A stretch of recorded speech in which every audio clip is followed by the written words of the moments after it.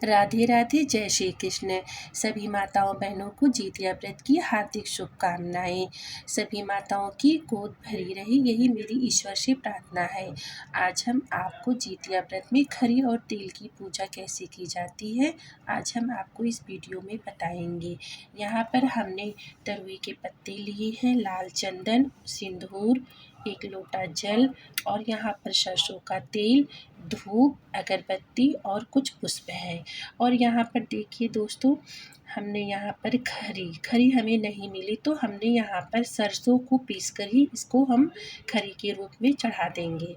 अब हम किसी स्वच्छ जगह पर आप इस पूजा को छत पे भी कर सकते हैं, आपके घर में बालकनी में या कमरे में आप साफ जगह पर उसको साफ करके ही यहाँ पर पूजा आप करेंगे।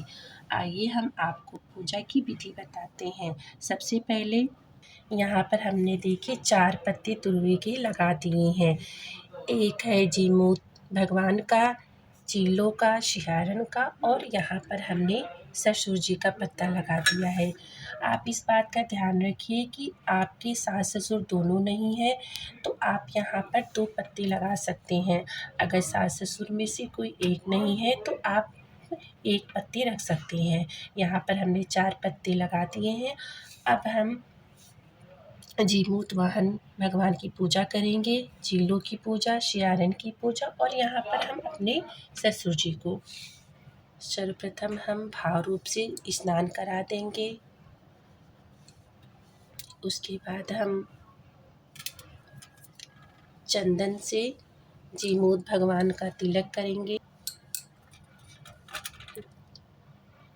जीमूत भगवान का हमने तिलक कर दिया है और यहाँ पर ये देखिए हमने ससुर जी को भी तिलक लगाया है। अगर सास के पत्ते आपने रखे हैं तो आप उन्हें सिंदूर लगाएंगे। उसके बाद हम यहाँ पर चीलों को सिंदूर से लगाएंगे, क्योंकि चीलों और सियारन दोनों बहनें थीं तो हम यहाँ पर 5 बार इन्हें सिंदूर लगा देंगे।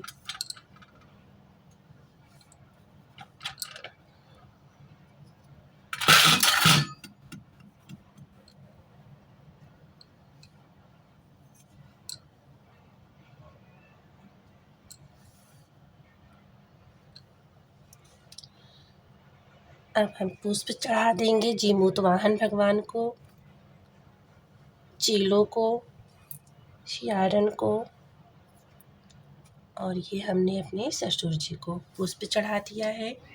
इसके बाद एक एक करके हम सभी पत्तों पर खरी को चढ़ा देंगे। जीमूत वाहन भगवान को हम सबसे पहले खरी चढ़ाएंगे, उसके बाद हम चीलों को खरी चढ़ाएंगे, फिर हम सियारन को खरी चढ़ाएंगे और यहाँ पर जो हमने चौथा पत्ता अपने ससुर जी का रखा है उनको भी हम खरी चढ़ा देंगे। खरी चढ़ाने के बाद फिर हम सभी चारों पत्तों पर हम तेल चढ़ाएंगे सरसों का।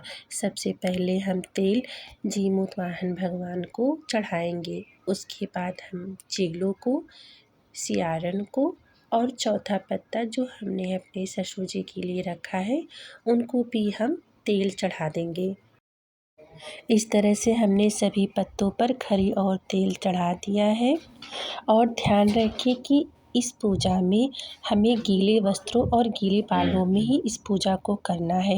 वैसे तो यह पूजा नदी किनारे, तालाब, सरोवर में ही की जाती है। अगर आप वहाँ नहीं जा सकते तो आप अपने घर में भी विधिपूर्वक इसकी पूजा कर सकते हैं। आप अपने घर में छत पर साफ सुथरी जगहों पर इसकी पूजा कर सकते हैं। फिर हम 3 बार आचमन करके अपनी पूजा को संपन्न करते हैं। और यहाँ पर हमने जो पत्तों पर पूजन सामग्री चढ़ाई हुई है इसको हम किसी गमले की मिट्टी में या आपके आसपास नदी सरोवर हो तो वहाँ इसको हम विसर्जित कर सकते हैं। इस तरह से हमारी नहाय खाए की पूजा संपन्न हुई और यह पूजा हमें सुबह ही करनी होती है। 13 सितंबर आप सुबह इसकी पूजा कर सकते हैं।